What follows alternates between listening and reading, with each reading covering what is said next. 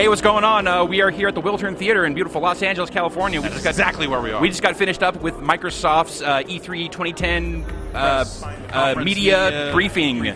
So they showed off, this was kind of the official debut of Kinect for Xbox 360. Yes, Kinect for formerly Xbox known as 360. Project Natal. We got to see a bunch of demos for that. Jeff, what did you think of the demos that they showed? Well, I don't know. It's still really hard to tell. I think a lot of that stuff is clearly made for a younger audience. I mean, when you look at like Kinectables and like Sure. the little girl out there talking to Skittles. And Skittles, that's enough.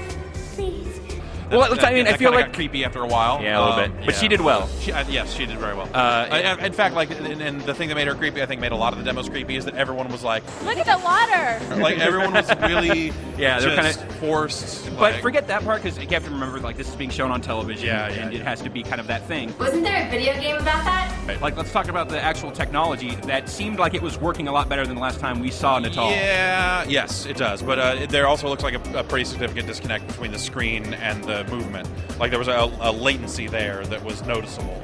I mean, maybe. I guess I had a hard time noticing that just because looking It's back hard and to forth tell. between Yeah, the screen it's and- hard to tell because of the way those big screens get wired up. That can introduce more latency. Sure. Than is really there. But then I posted that and someone said like, no, like you can see the TVs that they're looking at on the stream. Like I guess the camera angles were different for the folks at home, and they said that they could notice. I thought some that- latency there too. So that worries me. Of all the stuff that they showed, I thought, surprisingly to me, the Ubisoft workout fitness thing, that looked really impressive. Just like its ability to identify specific body parts. Yeah. Like some of That was really skeletal cool. animation stuff was really interesting looking. Namaste. Yes, and namaste. Also, the whatever that Forza thing that the Turn 10 guys showed off. Yes. Because of head tracking in the cockpit, like that Right. changes. Yeah. racing That games. looked really. Yeah. I think that could be.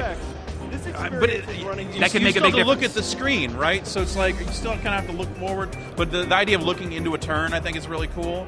Yeah, that could be really neat. Well, let's just talk about the biggest surprise, Jeff. We all got Xboxes. Right now, on us. Yeah, the new Xbox 360, which they're just calling The new Xbox 360. is shipping to stores right now. It'll be in stores this week, and they pulled an Oprah and gave one to everybody. That's here at the theater. It's here. So, I mean, they're shipping them. They're not like physically handing them out. which is too bad. Yes. I was really hoping that we could go back to the house and do like an unboxing. That'd be nice. Yeah. Mention that because I'm about to go to an unboxing of that thing. Oh, are you? So hopefully expect video of that thing. Thanks, Brad. But if not, cut that part. All right, so Brad's off to go see the. You're gonna go see it? All right, get out of here. Yeah, Go. it's kind of round table thing. Okay. Okay. Fantastic. I think Dance Central looks like it could be awesome. I like that they got the guy from Freeze Pop to come out there and dance like a dorky white guy. Some graphics they needed to sell that to, for sure. But even like Keep talking. I'm gonna keep putting a microphone in front of your Yeah, I face. don't have anything else to say. just seeing the advanced level dance moves to Poison, I was like, man, I will never be able to do. Well, You know what? I'll give it a shot. I'll give it a shot. I'm not too cool. I think the Your Shape stuff, I agree. I thought that looked really cool too. Yeah, That could be worth. I was a little weirded out that they don't just like make you look like an avatar. You know, like you're obviously getting the motion data. I'm What else- pumped that they don't. like the weird, like gelatinous, like orange Jello looking person. I don't know. That's Well, I mean, it's kind of the point of like they're trying to identify like your yoga poses. They need to be able to like map that stuff directly. points of articulation. They could make it look like a real person. I don't know. We'll see. Any big like non-Kinect games you guys saw that like? The manual cutting and rising. Yeah. Yeah. I'm interested in that game. That sold me on that, absolutely. That was the thing, seeing that. But really, Kinect dominated this press conference. I mean, as it should. It's, Yeah. it's clearly their big thing for holiday. Notice they didn't talk about price. No, and a little bit of a surprise to me. But the biggest surprise, biggest shock, purple boxes, y'all. Yeah. Purple boxes. For Kinect games, purple. Now that's pretty slick, right? Purple is the new green. Look for it. Plastic. Yeah, you saw that. Yeah. Purple Yeah. plastic. Alright. Purple plastic. Purple plastic. Purple boxes. Game Kinect boxes. is the platform of Prince. All right, so we're gonna head off to other press conferences. E3 Day 0 continues. Yeah.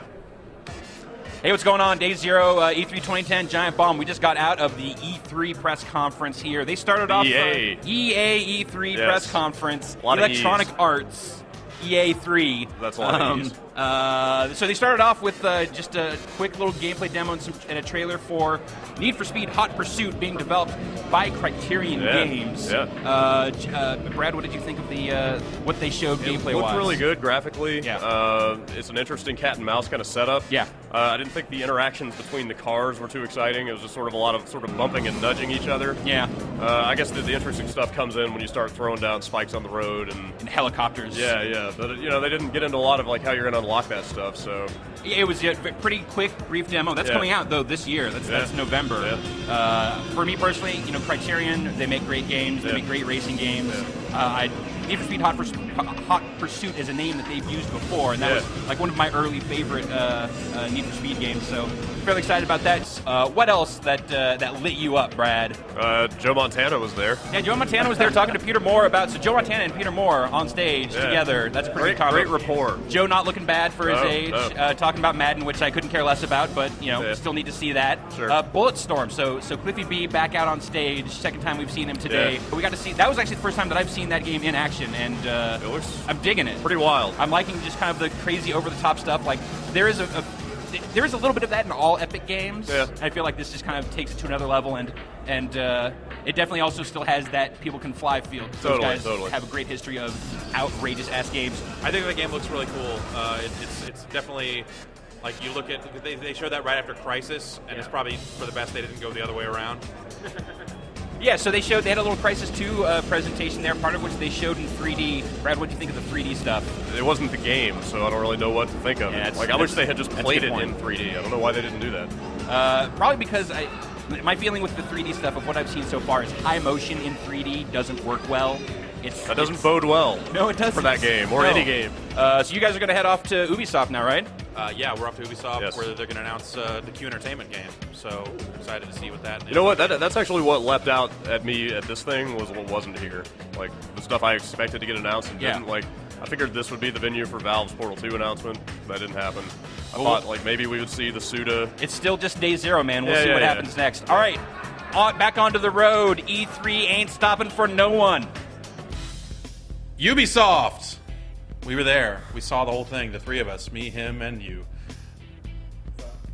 Did you already wash it off your arm? No, it's on the other arm. Okay, all right. What happened? So, we went to Ubisoft. What happened? And got firm confirmation. What happened? I will forget in about a month that it is Ubisoft and not Ubisoft. Oh, I knew that. I just forget. I don't know.